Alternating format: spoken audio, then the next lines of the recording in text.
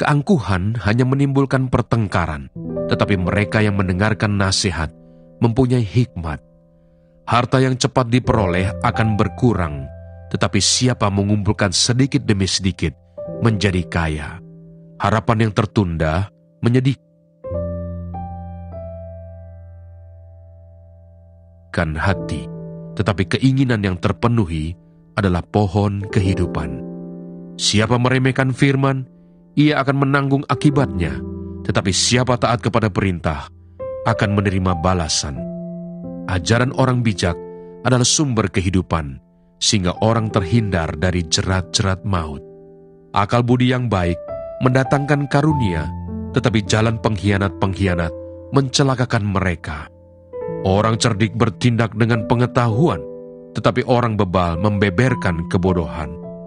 Utusan orang fasik menjerumuskan orang ke dalam celaka, tetapi duta yang setia mendatangkan kesembuhan.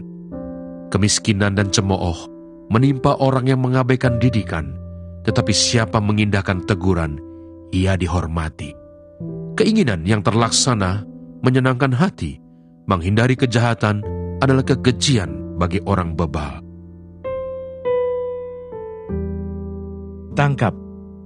Setelah Yesus mengatakan semuanya itu, keluarlah ia dari situ bersama-sama dengan murid-muridnya, dan mereka pergi ke seberang sungai Kidron. Di situ ada suatu taman, dan ia masuk ke taman itu bersama-sama dengan murid-muridnya. Yudas yang mengkhianati Yesus tahu juga tempat itu, karena Yesus sering berkumpul di situ dengan murid-muridnya. Maka datanglah Yudas juga ke situ dengan sepasukan prajurit dan penjaga-penjaga bait Allah, yang disuruh oleh imam-imam kepala dan orang-orang Farisi, lengkap dengan lentera, suluh, dan senjata. Maka Yesus yang tahu semua yang akan menimpa dirinya, maju ke depan dan berkata kepada mereka, "Siapakah yang kamu cari?" Jawab mereka, "Yesus dari Nazaret." Katanya kepada mereka, "Akulah dia." Yudas yang mengkhianati dia berdiri juga di situ bersama-sama mereka. Ketika ia berkata kepada mereka, "Akulah dia," mundurlah mereka dan jatuh ke tanah. Maka ia bertanya pula, "Siapakah yang kamu cari?" Kata mereka, "Yesus dari Nazaret." Jawab Yesus, "Telah kukatakan kepadamu, akulah dia. Jika aku yang kamu cari, biarkanlah mereka ini pergi." Demikian hendaknya supaya genaplah firman yang telah dikatakannya, "Dari mereka yang engkau serahkan kepadaku, tidak seorang pun yang kubiarkan binasa." Lalu Simon Petrus yang membawa pedang menghunus pedang itu, menetakkannya kepada hamba imam besar dan memutuskan telinga kanannya. Nama hamba itu Malkus. Kata Yesus kepada Petrus, "Sarungkan pedangmu itu. Bukankah aku harus minum cawan yang diberikan Bapa kepadaku?" Yesus di hadapan Hanas. Petrus menyangkal Yesus. Maka pasukan prajurit serta perwiranya dan penjaga-penjaga yang disuruh orang Yahudi itu menangkap Yesus dan membelenggu dia. Lalu mereka membawanya mula-mula kepada Hanas, karena Hanas adalah mertua Kayafas, yang pada tahun itu menjadi imam besar. Dan Kayafaslah yang telah menasihatkan orang-orang Yahudi, adalah lebih berguna jika satu orang mati untuk seluruh bangsa. Simon Petrus dan seorang murid lain mengikuti Yesus. Murid itu mengenal imam besar, dan ia masuk bersama-sama dengan Yesus ke halaman istana imam besar. Tetapi Petrus tinggal di luar dekat pintu. Maka murid lain tadi yang mengenal imam besar kembali keluar, bercakap-cakap dengan perempuan penjaga pintu, lalu membawa Petrus masuk. Maka kata hamba perempuan penjaga pintu kepada Petrus, "Bukankah engkau juga murid orang itu?" Jawab Petrus, "Bukan." Sementara itu hamba-hamba dan penjaga-penjaga bait Allah telah memasang api arang, sebab hawa dingin waktu itu, dan mereka berdiri berdiam di situ. Juga Petrus berdiri berdiam bersama-sama dengan mereka. Maka mulailah imam besar menanya Yesus tentang murid-muridnya dan tentang ajarannya. Jawab Yesus kepadanya, "Aku berbicara terus terang kepada dunia. Aku selalu mengajar di rumah-rumah ibadat dan di bait Allah, tempat semua orang Yahudi berkumpul. Aku tidak pernah berbicara sembunyi-sembunyi. Mengapakah engkau menanyai aku? Tanyailah mereka yang telah mendengar apa yang kukatakan kepada mereka. Sungguh, Mereka tahu apa yang telah kukatakan." Ketika ia mengatakan hal itu, seorang penjaga yang berdiri di situ menampar mukanya sambil berkata, "Begitukah jawabmu kepada imam besar?" Jawab Yesus kepadanya, "Jikalau kataku itu salah, tunjukkanlah salahnya. Tetapi jikalau kataku itu benar, mengapakah engkau menampar aku?" Maka Hanas mengirim dia terbelenggu kepada Kayafas, imam besar itu. 1 Samuel pasal 21. Daud di Nob. Sampailah Daud ke Nob kepada Abimelekh imam itu. Dengan gemetar, Abimelekh pergi menemui Daud dan berkata kepadanya, "Mengapa engkau seorang diri dan tidak ada orang bersama-sama dengan engkau?" Jawab Daud kepada imam Abimelekh, "Raja menugaskan sesuatu kepadaku. Katanya kepadaku, siapapun juga tidak boleh mengetahui sesuatu dari hal yang kusuruh kepadamu dan yang kutugaskan kepadamu ini. Sebab itu orang-orangku telah kusuruh pergi ke suatu tempat. Maka sekarang apa yang ada padamu, berikanlah kepadaku 5 roti atau apapun yang ada."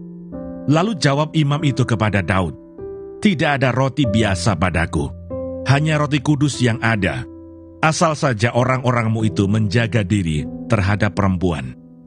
Daud menjawab imam itu, katanya kepadanya, "Memang kami tidak diperbolehkan bergaul dengan perempuan. Seperti sedia kala, apabila aku maju berperang, tubuh orang-orangku itu tahir, sekalipun pada perjalanan biasa. Apalagi pada hari ini, masing-masing mereka tahir tubuhnya." Lalu imam itu memberikan kepadanya roti kudus itu, karena tidak ada roti di sana kecuali roti sajian.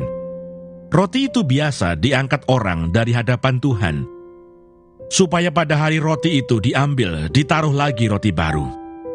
Maka pada hari itu juga ada di sana salah seorang pegawai Saul yang dikhususkan melayani Tuhan, namanya Doeg, seorang Edom, pengawas atas gembala-gembala Saul. Berkatalah Daud kepada Abimelekh, "Tidak adakah padamu di sini tombak atau pedang? Sebab baik pedangku maupun senjataku tidak dapat kubawa, karena perintah raja itu mendesak." Kemudian berkatalah imam itu, "Pedang Goliat orang Filistin yang kau pukul kalah di lembah Tarbantin, itulah yang ada di sini, terbungkus dalam kain di belakang efod itu. Jika engkau hendak mengambilnya, ambillah. Yang lain tidak ada, hanya ini."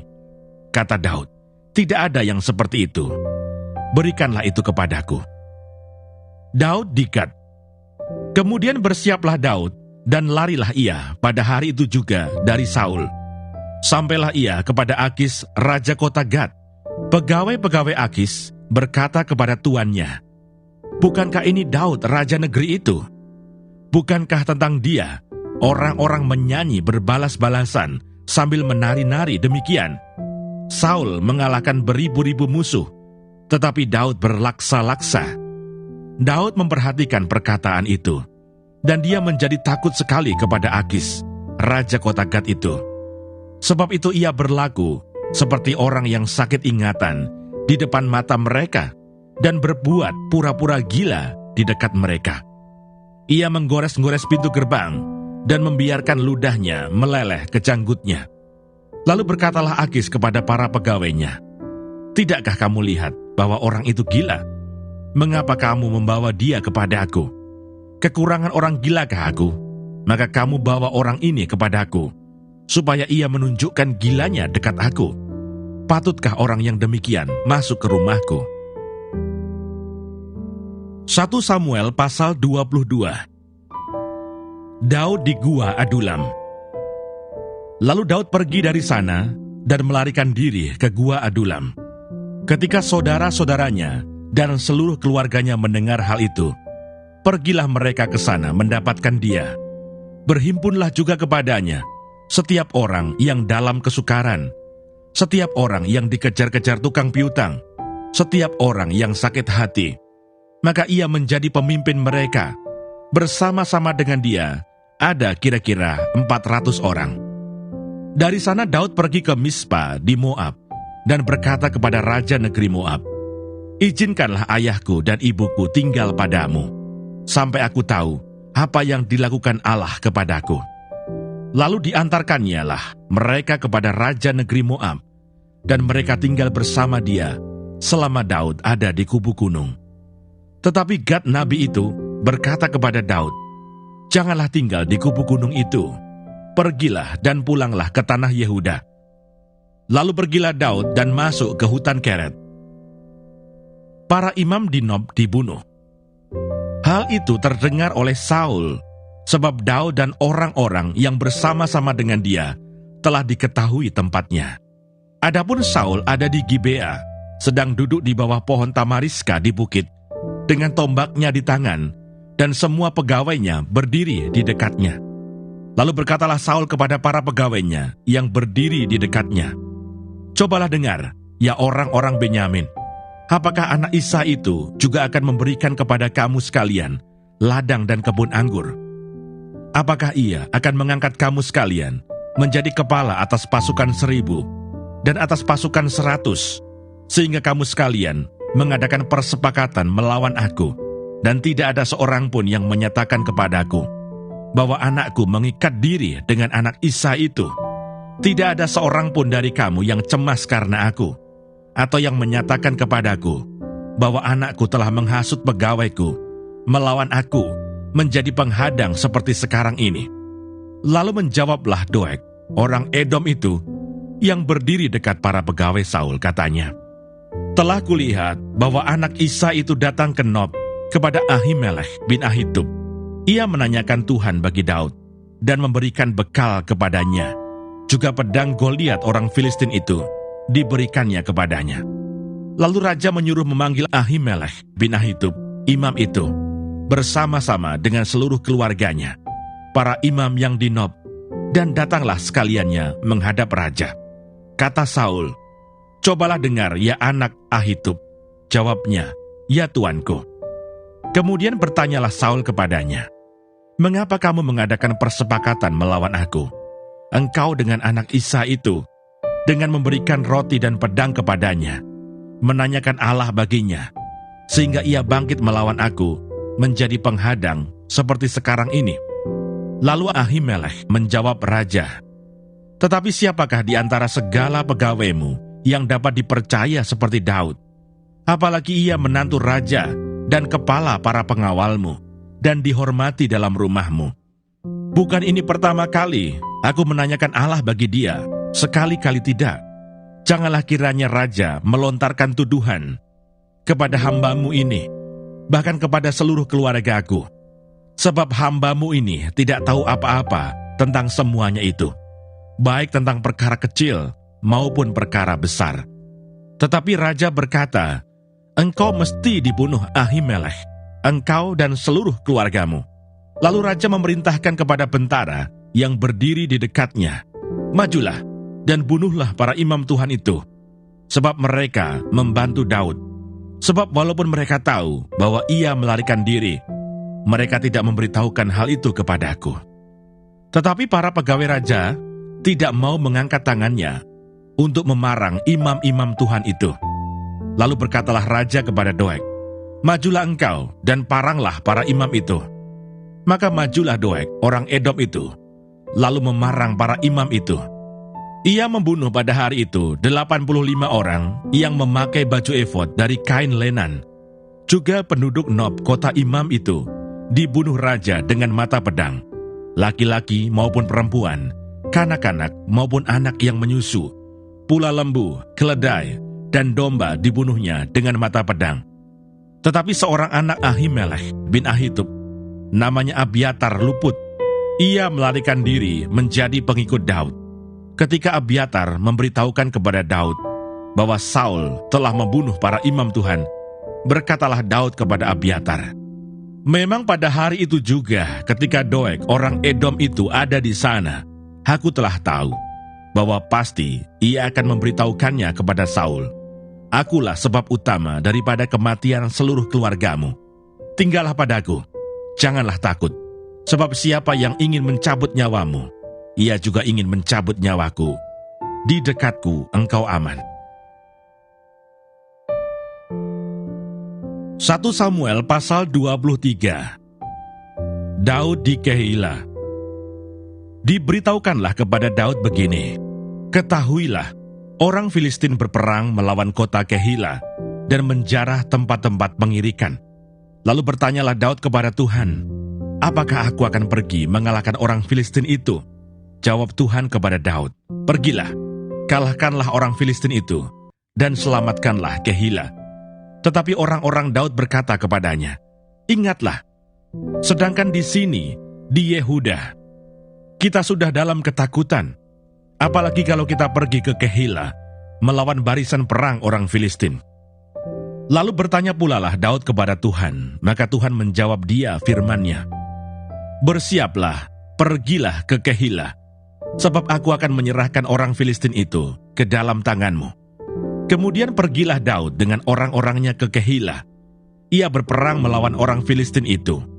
Dihalonya ternak mereka, dan ditimbulkannya kekalahan besar di antara mereka. Demikianlah Daud menyelamatkan penduduk Keila. Ketika Abiatar bin Ahimelech melarikan diri kepada Daud ke Keila, ia turun dengan membawa efod di tangannya. Kepada Saul diberitahukan bahwa Daud telah masuk Keila. Lalu berkatalah Saul, "Allah telah menyerahkan dia ke dalam tanganku, sebab dengan masuk ke dalam kota yang berpintu dan berpalang, ia telah mengurung dirinya." Maka Saul memanggil seluruh rakyat pergi berperang ke Keila dan mengepung Daud dengan orang-orangnya. Ketika diketahui Daud bahwa Saul berniat jahat terhadap dia, berkatalah ia kepada Imam Abiatar, "Bawalah efod itu kemari." Berkatalah Daud, "Tuhan Allah Israel, hamba-Mu ini telah mendengar kabar pasti bahwa Saul berikhtiar untuk datang ke Keila dan memusnahkan kota ini oleh karena aku. Akan diserahkan oleh warga-warga kota Keila itu ke aku ke dalam tangannya.